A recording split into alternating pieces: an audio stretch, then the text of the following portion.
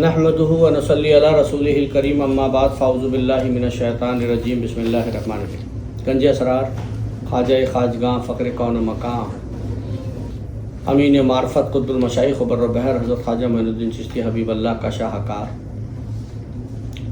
وہ کتاب جس کا صوفیہ کرام صدیوں سے انتظار کر رہے تھے،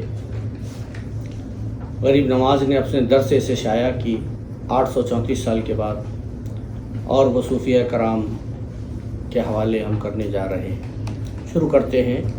افسوس تم جانتے ہو کہ یہ خفی حجاب کیا ہے، یعنی ہڈن کرٹن۔ افسوس کہ تم جانتے ہو کہ یہ خفی حجاب کیا ہے، یہ ہڈن کرٹن کیا ہے۔ یہ حجاب ان لوگوں کے لیے ہے جو غیر مجذوب ہیں، یعنی نان ٹاکسک یا نان ایکسیٹک۔ یہ حجاب اللہ تعالیٰ اپنے ان کے درمیان رکھا، اور ان کا حضرت کے قریب تک پہنچنا مشکل ہے، یعنی جو لوگ نان ایسکیٹک ہیں یا نان ٹاکسک ہیں، ان کا اللہ تعالیٰ کے قریب پہنچنا ناممکن ہے، کیونکہ ان کے اور اللہ کے بیچ میں پردہ پڑا ہوتا ہے۔ وہ پردہ دنیا کا پردہ ہوتا ہے۔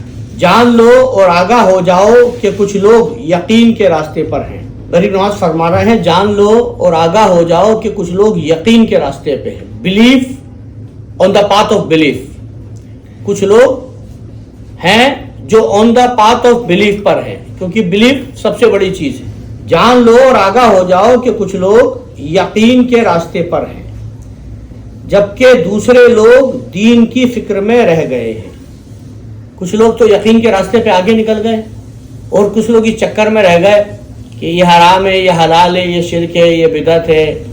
روایت ہے کہ امیر المومنین عثمان رضی اللہ عنہ نے ایک دن سید المرسلین سے حضرت ابوبکر صدیق، مولا کائنات، امام حسن علیہ السلام، امام حسین علیہ السلام وغیرہ وغیرہ سچے طالبان کے بارے میں پوچھا، جو رائے حق، استقامت اور حضرت قرب کے طالب تھے۔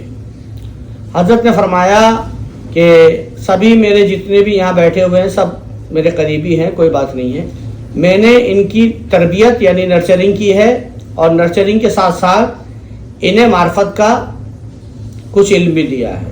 لیکن جیسے ایک چھوٹے بچے کو جو ابھی دودھ پیتا ہے، اگر اسے میٹھا حلوہ یا بھنا ہوا گوشت دیا جائے تو اسے ہضم نہیں کر سکتا، کیونکہ وہ اس کو برداشت نہیں کر سکتا۔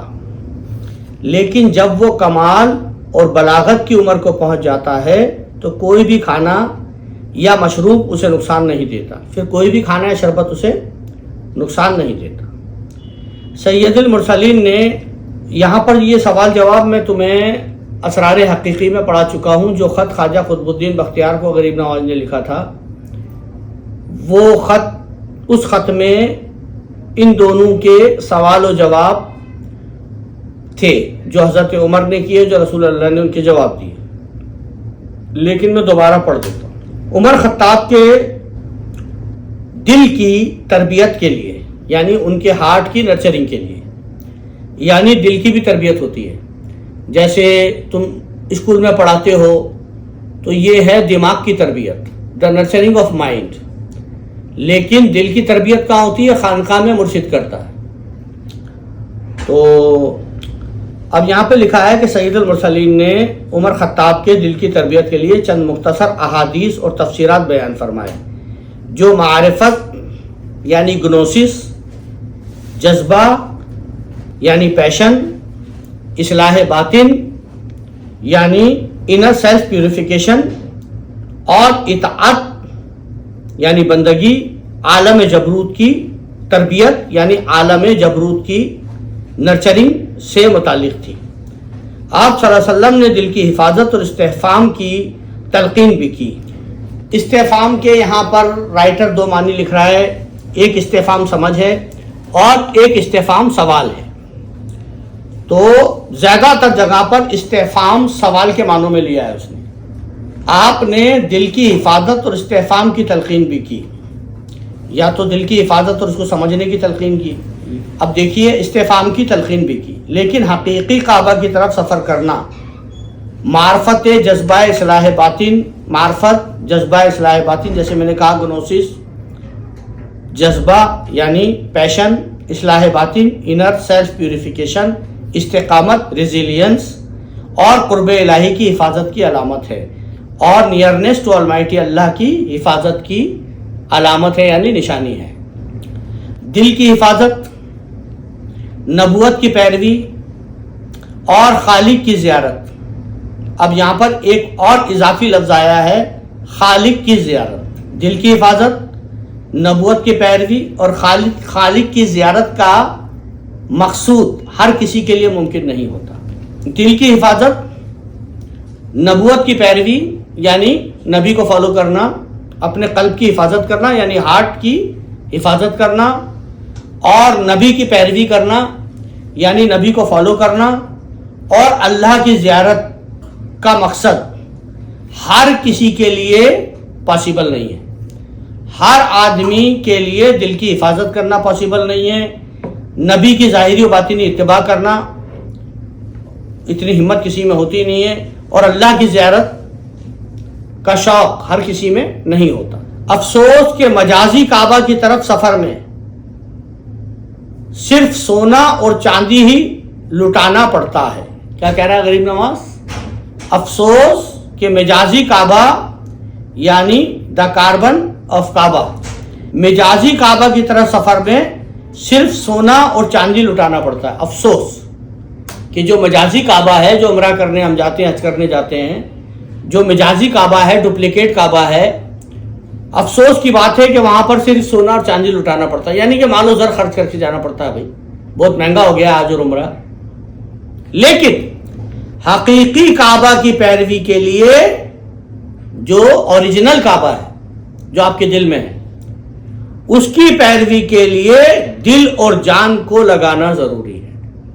وہاں پیسہ لگا کے اس کی زیارت ہوگی، لیکن تمہارے دل میں جو کعبہ ہے اس میں کیا ہوگا؟ آپ کا دل بھی لگانا پڑے گا اور آپ کو جان بھی لگانی پڑے گی، یعنی دل بھی اسے دے دینا ہوگا اور جان بھی اسے دے دینی ہوگی، تو پھر اس کی زیارت ہوگی۔ جیسے رابعہ بصری کا طواف کرنے کے لیے کعبہ آیا تو رابعہ بصری نے کہا اس ڈھیلے کا میں کیا کروں، یہ بھی مٹی میں بھی مٹی، میں اس کا کیا کروں اللہ؟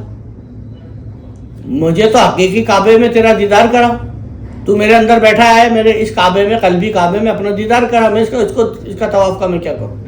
تو حقیقی کعبہ کی پیروی کے لیے دل اور جان لگانا ضروری ہے۔ مجازی کعبے کی طرف سفر میں جسمانی حرکات ہوتی ہیں۔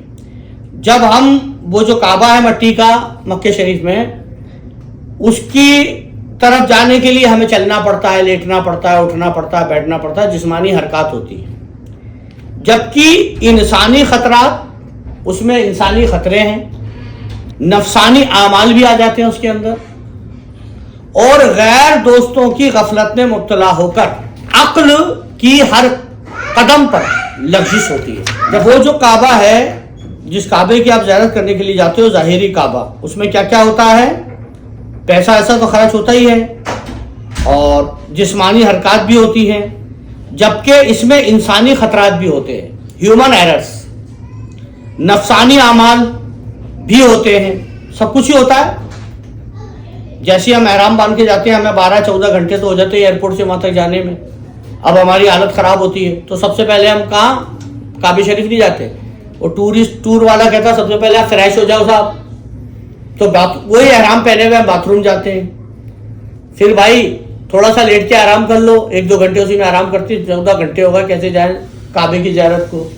پھر کہتے ہیں بھائی بھوک لگی ہوگی پہلے کھا لو، اس کے بعد نہیں تو عمرے میں بہت آپ کو تکلیف ہو جائے گی، کوئی مریض ہے، کوئی یہ ہے، کوئی بھوکا ہے، کوئی بچہ ہے، کوئی عورت ہے، تو اس کے بارے میں سمجھایا جا رہا ہے کہ مجازی کعبے کی طرف سفر میں جسمانی حرکات ہوتی ہیں، جبکہ انسانی خطرات، نفسانی اعمال اور غیر دوستوں کی غفلت میں مبتلا ہو کر، یعنی غیر بھی تو ملتے ہیں ان دوستوں کی غفلت میں، ارے کہاں سے آئے فلانی جگہ سے، غفلت میں مبتلا ہو کر عقل کی ہر قدم پر لغزش ہوتی ہے، ہر قدم پر عقل بھی ڈگمگاتی ہے، یعنی عقل و شعور کی لغزش ہوتی ہے، ڈگمگانا، ٹھیک ہے۔ اب آ جائیے حقیقی کعبے کی طرف. لیکن حقیقی کعبے کا طواف دل و جان کی معرفت، جذبہ، اصلاح باطن اور قرب الہی کی حفاظت سے ہر دم اور ہر قدم پر انبیاء کی پیروی میں ہوتا ہے. لیکن جو تمہارا باطنی کعبہ ہے، ہڈن کعبہ، اس کا طواف کس سے ہوتا ہے؟ دل و جان کی معرفت سے. آپ اپنے دل کو بھی پہچانتے ہو اور اپنی نفس کو بھی پہچانتے ہو. من عرفہ نفسہ فقط عرفہ ربہ.